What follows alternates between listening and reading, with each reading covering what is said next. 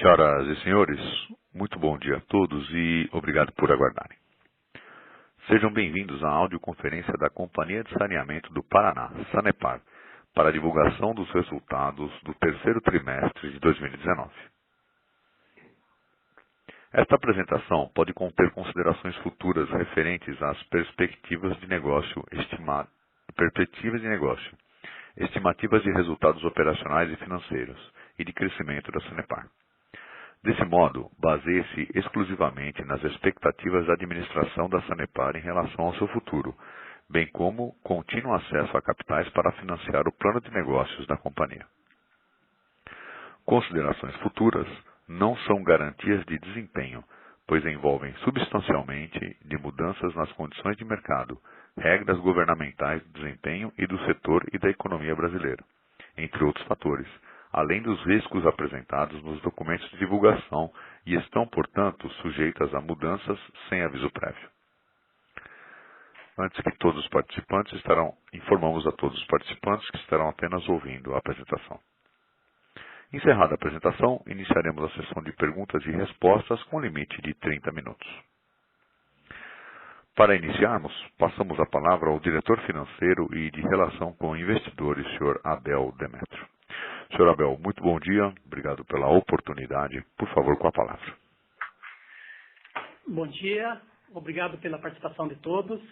Estamos aqui com o gerente contábil, o Sr. Osiris, a gerente de regulação, a Leura, o gerente de planejamento, o Túlio, o gerente de RI, Sonival, e o gerente financeiro, o Sodré. Bom, para iniciarmos a apresentação, já enviada aos senhores, na página 1 temos os destaques.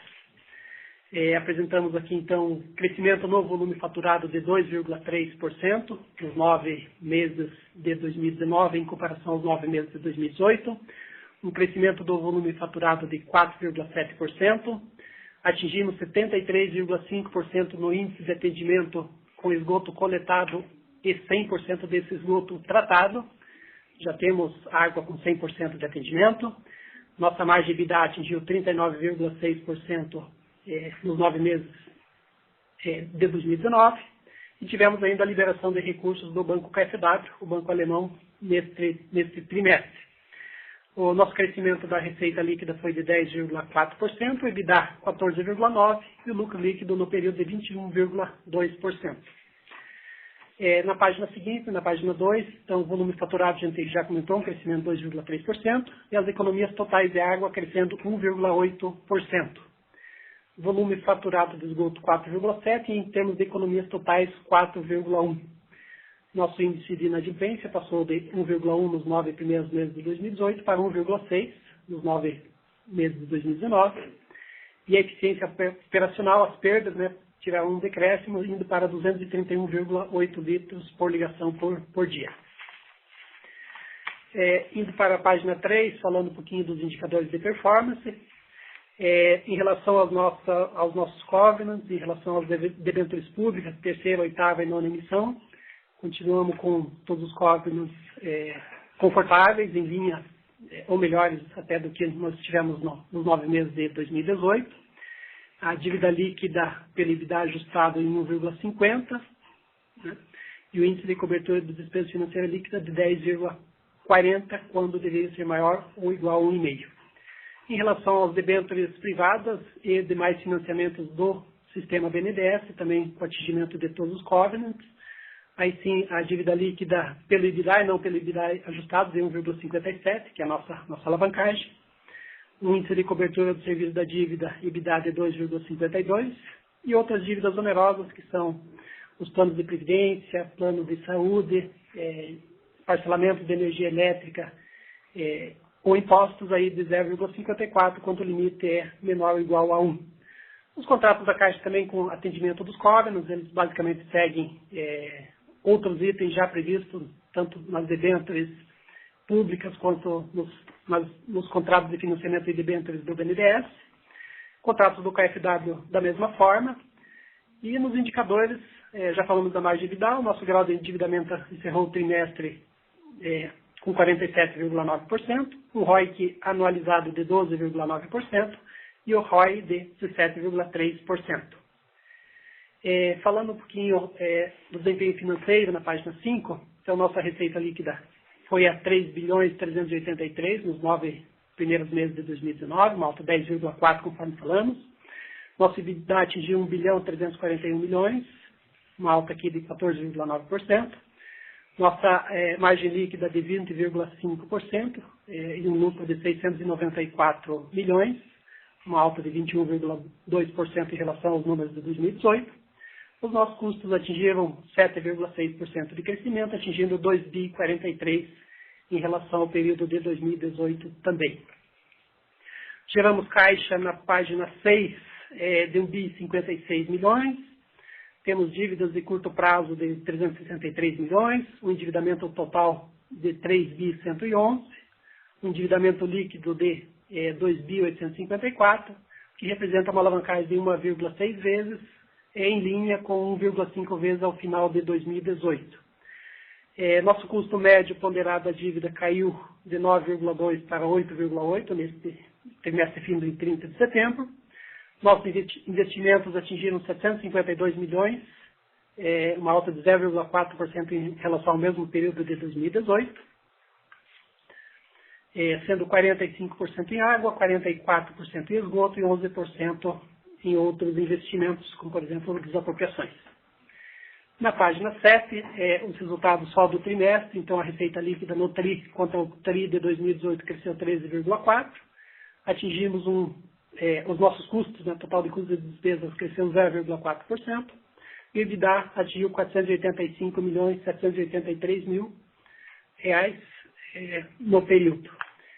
Na página seguinte, em relação aos resultados acumulados até setembro de 2019, então nossa receita líquida crescendo 10,4%, pessoal crescendo 4,6%, PPR, né, que é basicamente em função dos resultados, 19% de queda, materiais, um crescimento de 28,2%, aqui um impacto mais forte da questão dos materiais de tratamento, materiais de laboratório, alguns materiais de manutenção eletromecânica que trouxeram esse impacto.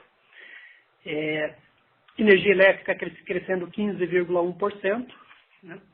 Energia pelo fim do desconto, né, de 15%, do fim não, da redução do desconto de 15% para 12% deste ano. Ano passado tivemos um reajuste de 15,99%. E esse ano também tivemos um reajuste de 3,41%, além das bandeiras, né, amarela ou vermelha, conforme a ocasião. Serviços de terceiros crescendo 1,4%, gerais e tributários aqui uma queda de 16%, provisões cíveis, trabalhistas e ambientais crescendo aqui 589%, que principalmente em relação às trabalhistas, algumas provisões trabalhistas, já destacadas em trimestres anteriores, provisões para o plano de saúde e previdência, uma queda de 30,3%, despesas e receitas financeiras, uma queda de 14,5%, outros custos e despesas, um crescimento de 37,5%, aqui principalmente em função do pagamento dos lotamentos de Maringá. Então, o total de custos e despesas, um crescimento de 7,6%. Na página seguinte, página 9, temos a questão do EBITDA ajustado. Nós temos o EBITDA no período de 1.340, fazendo os ajustes aos itens não gerenciáveis, né, de energia elétrica, de material de tratamento, taxas e encargos. Nosso EBITDA seria, em função desses ajustes, de 42,5%. Na página 10, um comparativo do terceiro TRI de 18 com o terceiro TRI de 19, só para comparar o EBITDA recorrente, né, desses períodos. Então, nós teríamos um EBITDA no terceiro TRI de 18 de 34,2% e um EBITDA no terceiro TRI de 19 de 41%. Em relação aos 9 primeiros meses, 2018 seria de 38,1% e nos 9 meses de 2019, 39,6%. Tivemos menos eventos não recorrentes neste período em relação ao ocorrido no ano de 2018. Na página seguinte, na página 11, falar um pouquinho do balanço patrimonial. Nossa dívida líquida teve um crescimento de 14,7%. Aqui teve uma queda das disponibilidades, um aumento aqui de empréstimos e financiamentos, e o nosso capital de giro operacional fechou em 299.299.000. Em relação às provisões, tivemos um aumento de 18,4% no período, planos de aposentadoria e assistência 4,8%, ativos de contratos, que são as obras em andamento, de 24,1%, e outros ativos e passivos de 28,1%. O nosso capital, o giro do nosso capital de giro operacional ficou em 19 dias, o que é favorável. Em relação ao fluxo de caixa, nossas atividades operacionais geraram 1 bilhão e 55 milhões. Tivemos nas atividades de investimento um montante investido, como já falamos, de 752 milhões, e nas atividades de financiamento, 372 milhões. Tomamos 566 milhões de empréstimos, pagamos dividendos, financiamentos, enfim, tivemos uma redução aqui no fluxo de caixa de 69 milhões 149 mil, passando de 326 milhões 624 mil para 257 milhões 475 mil. Em relação à questão de abstenção de opinião pelo auditor independente, a companhia, em 23 de agosto, elegeu membros independentes para fazer o acompanhamento, através que são os membros independentes externos, para fazer o acompanhamento da operação Rádio Patamilha e seus desdobramentos. A partir de sua nomeação, a Comissão Externa de Investigação já está revisando os trabalhos desenvolvidos, e toda a documentação, tanto da auditoria interna, tudo que foi lhes passado, e já estão no objetivo aí da gente executar trabalhos forenses, o que deverá ocorrer brevemente, no sentido de que a gente tenha um quarto trimestre, o fechamento do ano, com uma modificação de opinião pelos auditores. Basicamente é isso. Passamos, então, para as perguntas e respostas. Muito bem. Senhores convidados, faremos, então, uma sessão de perguntas e respostas. Para fazer a sua pergunta, por favor, asterisco 9 no seu telefone. Já temos aqui uma pergunta da Carolina Carneiro, do Credit Suisse. Carolina, bom dia. Bom dia a todos. Eu tenho duas perguntas. A primeira é em relação às possíveis discussões para a antecipação do diferimento da revisão tarifária de vocês, uma vez que já foi passado, enfim, a discussão sobre a tarifa, o reajuste desse ano, e durante o discurso que foi feito por um dos ministros do TCE, esse fato do custo do diferimento para a sociedade foi até mencionado. Eu queria saber se vocês tiveram alguma conversa posterior com os membros do próprio comitê e do TCE que estavam analisando os impactos da tarifa sobre isso, e com o regulador sobre um possível estudo e até um calendário para que esse processo seja analisado. E a segunda pergunta, um pouco mais cedo no ano, acho que uns 2, 3 meses atrás, vocês estavam considerando aí iniciar um novo programa de eficiência, um programa de demissão ou aposentadoria incentivada. Queria saber se houve algum avanço em relação a isso. Obrigada. Tá, nós que agradecemos pelas perguntas. Vou começar pela última. Bom, nós tivemos, então, a questão da reforma previdenciária sendo promulgada lá pelo Congresso. Nós pretendemos seguir com esse plano no ano de 2020, mas até em função da demora da gente conseguir o reajuste tarifário em sua integralidade e a questão de liquidez da companhia, a gente achou prudente, nesse ano de 2019, não seguir com o programa nesse ano, mas sim está previsto para que no ano que vem a gente retome essa discussão, daí num ambiente já mais, vamos dizer assim, definido, tanto em relação à legislação quanto à questão do próprio planejamento nosso, porque o planejamento era, no plano de negócios, um PAI em PDB no início de 2019, lá por maio, junho, e acabou atrasando, então, também para não frustrar as expectativas do nosso orçamento, a gente preferiu postergá-lo para o ano 2020. Em relação à questão do diferimento, que ainda faltam 5 parcelas, esse é um tema que a companhia não vinha discutindo até que o Tribunal de Contas suspendesse ou revogasse a liminar que suspendeu parte do reajuste. Tivemos discussões com o Tribunal de Contas sobre os impactos efetivamente que o diferimento traz às tarifas, né, e todo o esforço que a companhia faz no sentido de redução de custos, isso acaba sendo... não aparece para a sociedade, porque a gente já parte de um diferimento, isso realmente é um problema.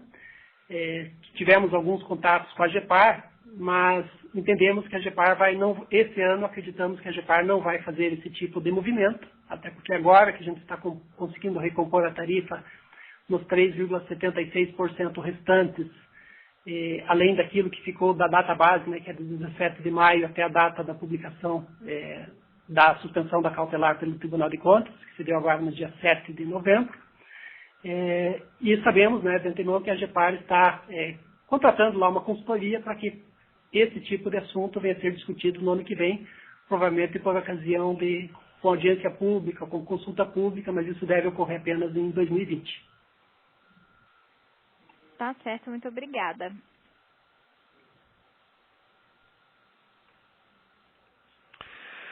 Muito bem. Lembramos aos convidados que, para fazer uma pergunta ou comentário, basta digitar *9 no seu telefone.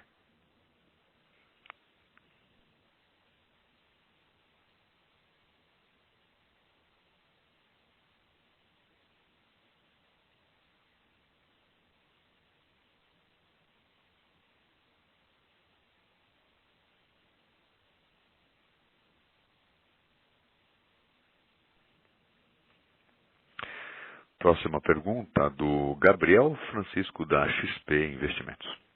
Gabriel, bom dia. Bom dia, muito obrigado. Queria que se vocês pudessem comentar brevemente sobre uma certa elevação da demanda, foi um pouco acima do que esperado, né? Assim, se é realmente por fatores climáticos, se houve uma aceleração no número de conexões em algum eventual município, está superando um pouco a demanda e também a trajetória que a companhia vinha desempenhando. Muito obrigado.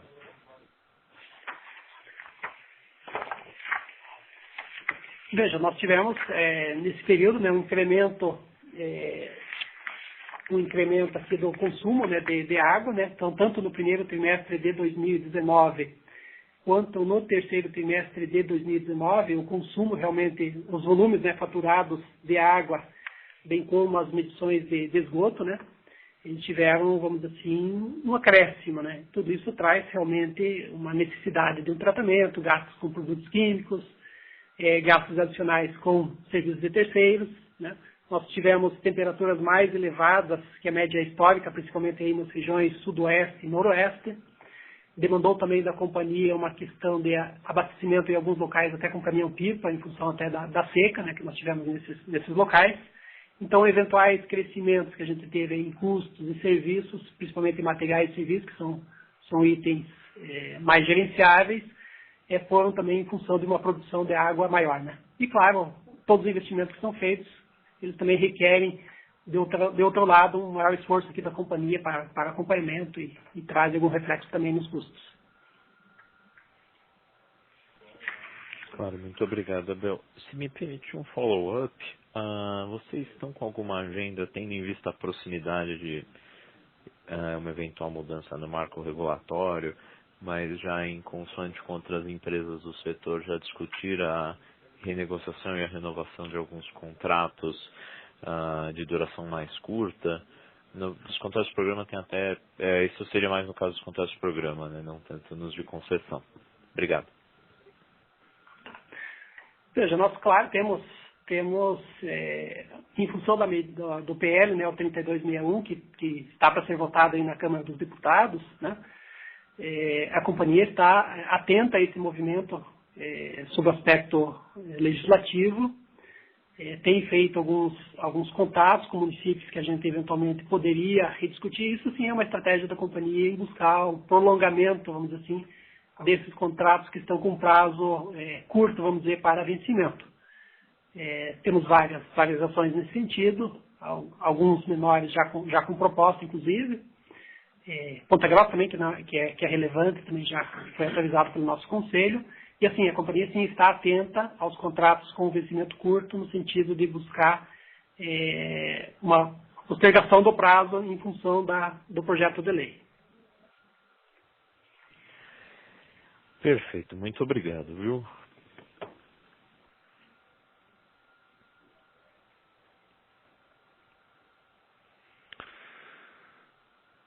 Muito bem. Senhores convidados, mais uma vez lembramos a todos que para uma pergunta ou comentário, basta digitar asterisco 9 no seu telefone para que possamos abrir a sua linha.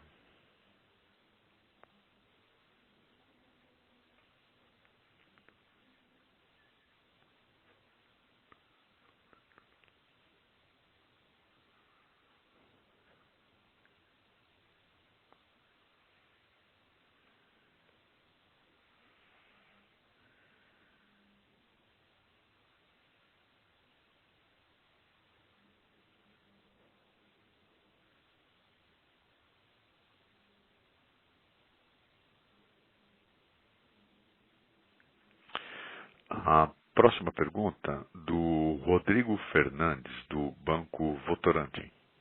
Rodrigo, bom dia. Bom dia. Eu queria saber um pouquinho mais a respeito da geração operacional de caixa, porque que teve a menor conversão de EBITDA, até porque vocês colocam que o giro também ficou, o ciclo ficou um pouco mais curto agora. Aí eu queria saber se é um ritmo agora mais normal, se ele tende a voltar para algum determinado patamar, enfim, um pouquinho mais de detalhe. Obrigado. Obrigado pela pergunta. Realmente a gente teve, vamos dizer, alguns efeitos que foram caixa e que não foram EBITDA, como por exemplo o pagamento ao município de Curitiba, né, que representou uma saída de caixa e, claro, no resultado ele vai impactar ao longo do período contratual. Também tivemos a questão de Maringá, né, que foi um pagamento que teve efeito caixa e um efeito não EBITDA. Tivemos também a questão do índice de inadimplência um pouquinho maior, né, passando para 1,6%. Então você acaba impactando o resultado, mas no caixa ele efetivamente não se converteu. Basicamente, em grandes números, seriam esses, né, algumas antecipações também que a gente realizou no primeiro trimestre de fundos municipais, por exemplo, a Cianorte, e isso acaba descolando um pouquinho a conversão do EBITDA em caixa. Agora, essa questão de antecipação de pagamentos é uma questão que vem tendo sido discutida, inclusive, pelo Tribunal de Contas, e acho que os grandes eventos de antecipação a gente já está concluindo eles, né? No município de Curitiba só falta uma parcela, e a tendência, né, que a gente trazendo também a inadimplência um pouquinho para baixo no último TRI, e acabando esses grandes parcelamentos, a gente tem uma conversão de caixa mais alinhada ao EBITDA. Joia, obrigado.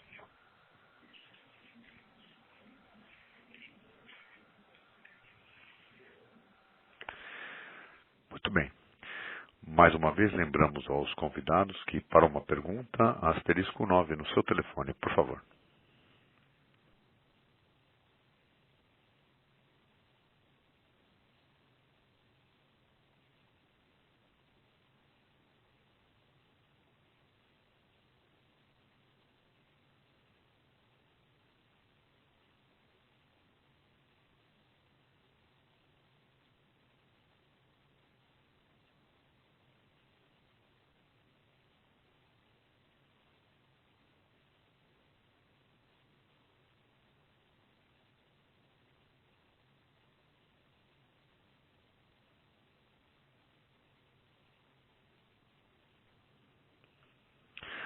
Senhores, alguma dúvida ou algum comentário sobre os números apresentados? Asterisco 9 no seu telefone, por favor.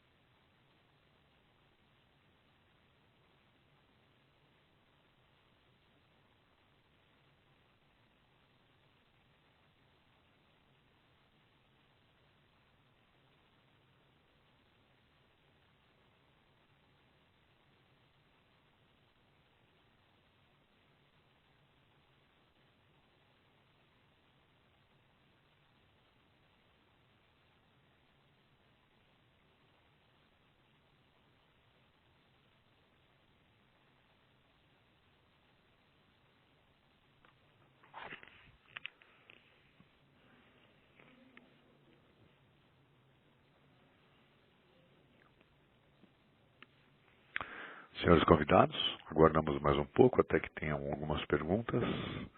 Para tal, asterisco 9 no seu telefone, ok?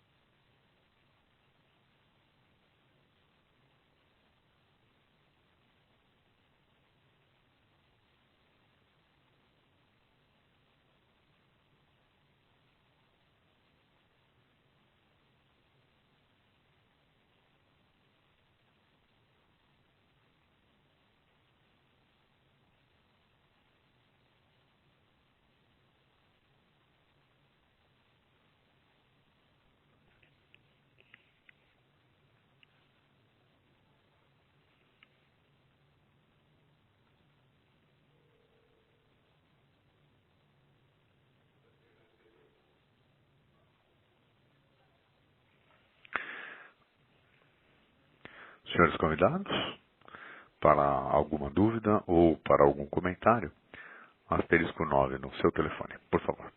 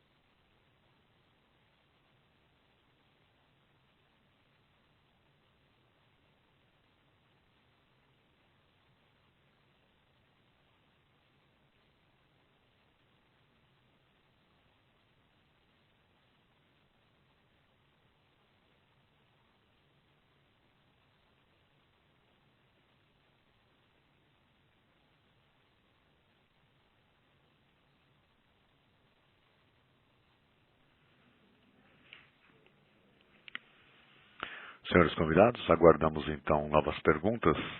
Para tal, utilizem os comandos asterisco 9.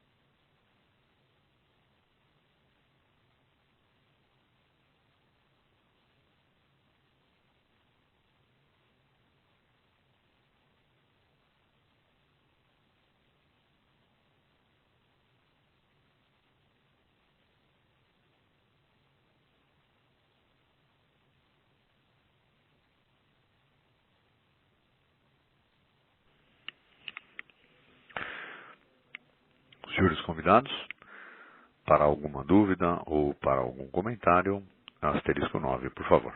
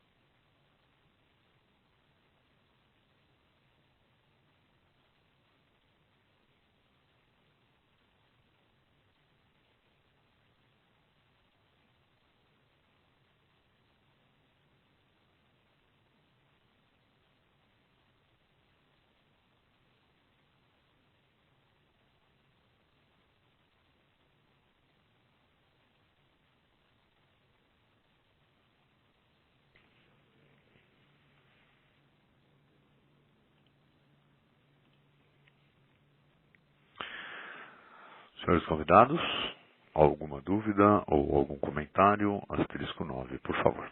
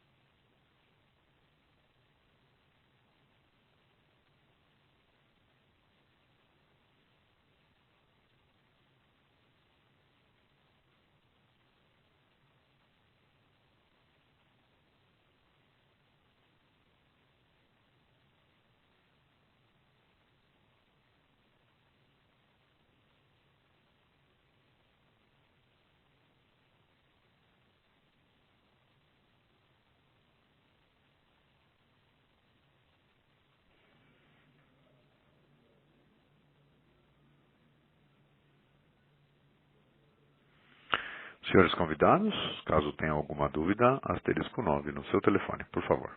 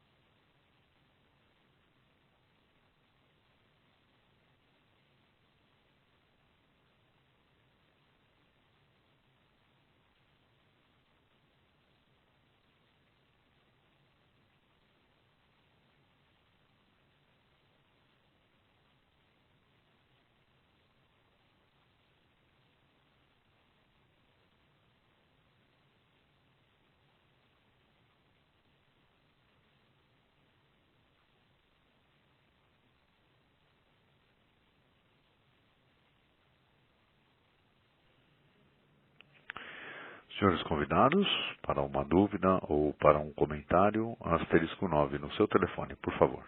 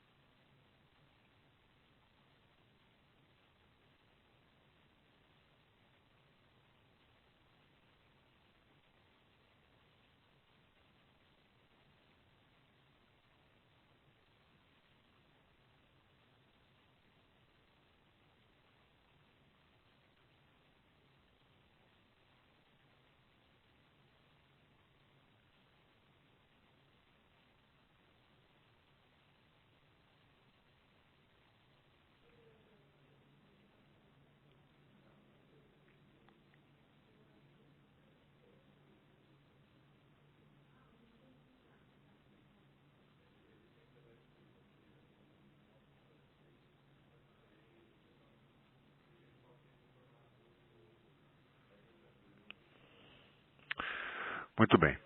Encerramos neste momento a sessão de perguntas e respostas. Assim, retornamos a palavra ao palestrante, senhor Abel Demétrio, para as considerações finais. Senhor Demétrio, por favor. Bem, obrigado então a participação de todos. Lembrando que nossa equipe de RI continua à disposição para eventuais dúvidas. Por favor, fiquem à vontade para ligar quando vocês precisarem. Muito obrigado e um bom dia a todos. A audioconferência da Sanepar está encerrada. Agradecemos a participação de todos e tenham um excelente dia.